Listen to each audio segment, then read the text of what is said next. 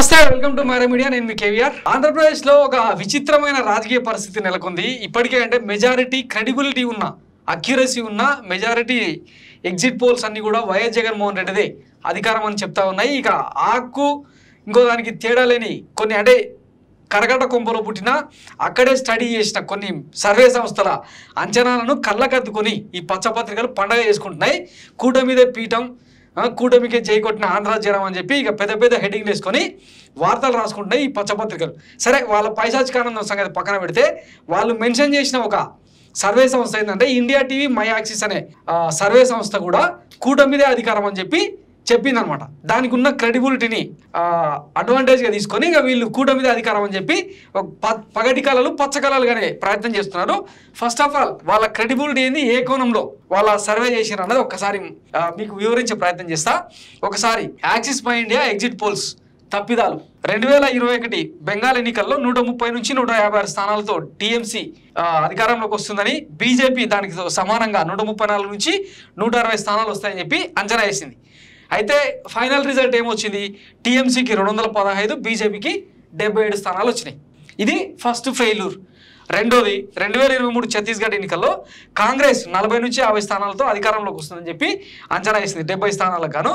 ఫైనల్గా బీజేపీకి 36 నుంచి 46 వస్తాయని చెప్పి చెప్పింది. ఫైనల్గా వచ్చింది ఏంటంటే 35 స్థానాలు కాంగ్రెస్కి వచ్చినాయి, బీజేపీకి ఏమో 54 స్థానాలు వచ్చినాయి. ఇది జరిగిందనమాట. నెక్స్ట్ రాజస్థాన్ ఎన్నికల్లో, అసెంబ్లీ ఎన్నికల్లో కాంగ్రెస్కు 106, బీజేపీకి 80 నుంచి 100 స్థానాలు వస్తాయంటే ఫైనల్గా బీజేపీకి 115, కాంగ్రెస్కు 69 స్థానాలు వచ్చినాయి. ఇంత బిగ్ డిఫరెన్స్ ఒకసారి ఇక్కడ మీరు చూడండి. 134 నుంచి 160 అంటే 77 ఫైనల్ ఫిగర్. ఇక్కడ చూడండి, కాంగ్రెస్కు 40 నుంచి 50 అంటే 35 స్థానాలు వచ్చినాయి. తర్వాత రాజస్థాన్లో 106 స్థానాలు వస్తాయనుకుంటే తిరుగుమోతేసి 69 స్థానాలు వచ్చినాయి అనమాట. ఇది axis my India survey report. ఇంతటి ఫెయిల్యూర్ సంస్థను మన పచ్చపత్రికలు ఎట్లా రాసుకుంటాయంటే కూటమిదే పీఠం, దాదాపు అన్ని ఎగ్జిట్ పోల్స్ తెలిసింది ఇదే. తర్వాత ఇక్కడ ఏం రాసిండ్రు లోపల, ఇటీవల కాలంలో దాదాపు ఖచ్చితమైన ఫలితాలను అంచనా వేస్తున్న India today axis my India survey. చూసిరు కదా, దాదాపు ఖచ్చితమైన ఫలితాలను అంచనా వేస్తున్న India today axis my India survey Lok Sabha ఎన్నికల్లో ఆంధ్రప్రదేశ్లో ఎన్డీఏ కూటమికి 21 నుంచి 23 సీట్లు వచ్చే అవకాశాలు ఉన్నాయని వెల్లడించింది అని చెప్పి చెప్తున్నారు. సరే, బాగుంది. ఇంతకుముందే చెప్పుకున్నట్టు దేశవ్యాప్తంగా మొత్తం మీడియా సంస్థలన్నీ కూడా ఇది ఇండియా టుడే మై యాక్సిస్ అనేది నేషనల్ ఛానల్. సో దేశంలో నేషనల్ మీడియా అంతా కూడా అదానీలు అంబానీల గుప్పిట్లోకి వెళ్ళిపోయినాయి. ఇవి రెండు ప్రధాని నరేంద్ర మోడీ తుమ్మితే దగ్గితే జలుబు చేస్తే ఇక పుంగాలుగా కథలు రాసి ఇక్కడ పచ్చ మీడియా చంద్రబాబుకి ఎట్లయితే జాకిలు పెట్టి లేపుతారో సేమ్ నేషనల్ వైడ్గా కూడా ప్రధానమంత్రి నరేంద్ర మోడీ మీద చీమ చిటుక్కుమనకుండా రాహుల్ గాంధీ మీద పెంట వార్తలు రాసే ప్రయత్నం చేస్తుంటాయి అనమాట. ఆ సర్వే సంస్థ ఏం చేస్తుంది, జనరల్ గా దేశవ్యాప్తంగా పొలిటికల్ మూడ్ ఎట్లా ఉందన్నది చేస్తారు తప్పిస్తే అది కూడా మోడీ కోణంలో. ఎన్డీఏ ఆంధ్రప్రదేశ్ లో ఎన్డీఏకు అంటే బీజేపీకి అసలు ఓటు బ్యాంకే లేదు. ఒకటి బిలో 1% ఉన్న బీజేపీ ఏకంగా 20 నుంచి 22, 25 స్థానాలు గెలుచుకుంటుంది. అంటే ఎట్లా నమ్ముతారు? ఇది వీళ్ళ క్రెడిబిలిటీ అనమాట. దీన్ని పట్టుకొని ఇక ఇట్లా మనం అక్షరాలను అచ్చేసుకున్నాం అనమాట పచ్చపత్రికలు. ఇంకా దీంతో పాటు ఆంధ్రజ్యోతి కూటమికే జై ఎగ్జిట్ పోల్స్ అంచనా అని చెప్పి ఇక వీళ్ళు కూడా ఇదే రాతలు రాసుకున్నారు అనమాట. సో ఇంకా వీళ్ళ ఫీలర్లు, వీళ్ళ కథలు ఇవన్నీ వాళ్ళకి అడ్డుకట్ట వేయలేము మనం. ఎందుకంటే వాళ్ళ పచ్చ కళలు పగటి కళలకు అంతు పొంతు ఉండదు. వాళ్ళ పైశాచికానందానికి కూడా ఎవరు అడ్డం చెప్పరు. ఎందుకంటే వాళ్ళని చూసి జాలి పడడం, ఎందుకంటే అది ఒక పచ్చమంద అనమాట. అది సపరేట్ దండుపాలెం మూట, వాళ్ళతో సపరేట్ సామ్రాజ్యం. వాస్తవానికి అంటే సామాన్య ప్రజానీకంలో ఉండకూడని సమూహం అనమాట. అది ఎక్కడనో దీవులను, అండమాన్ నికోబార్ దీవులను, లక్షద్వీప్ దీవులను ఉండాల్సిన సంకరజాతి అనమాట అది.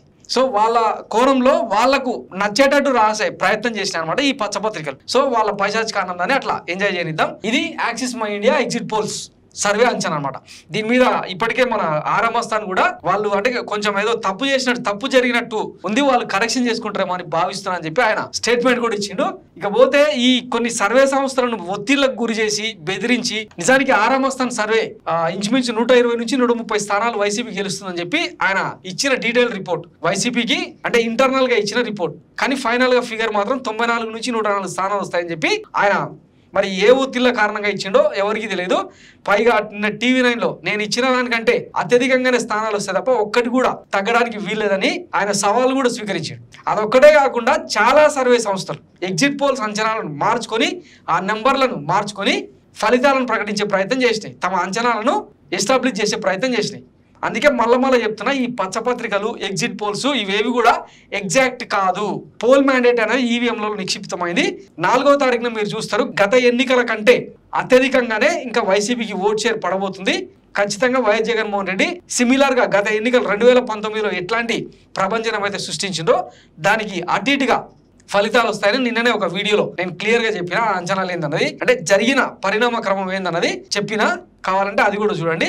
సో ఈ ట్రాన్స్ లోకి వెళ్ళకండి. ఈ పచ్చపత్రికలు రాసే రాతలకు కానీ వీళ్ళు చేసే ప్రచారానికి కానీ నమ్మి వీళ్ళంతా ఏంటంటే బెట్టింగ్ల కోసం పెట్టిన ఖర్చును కనీసం బెట్టింగ్లతోనైనా రాబట్టుకునే ప్రయత్నం అనమాట. సో ఇది ఈ పచ్చమంద చేసే దిక్మాల ప్లాన్. వీటి ట్రాప్ లో పడొద్దని చెప్పి విజ్ఞప్తి చేస్తూ thanks for watching Mara media. నేను మీ కేవీఆర్. Thank you.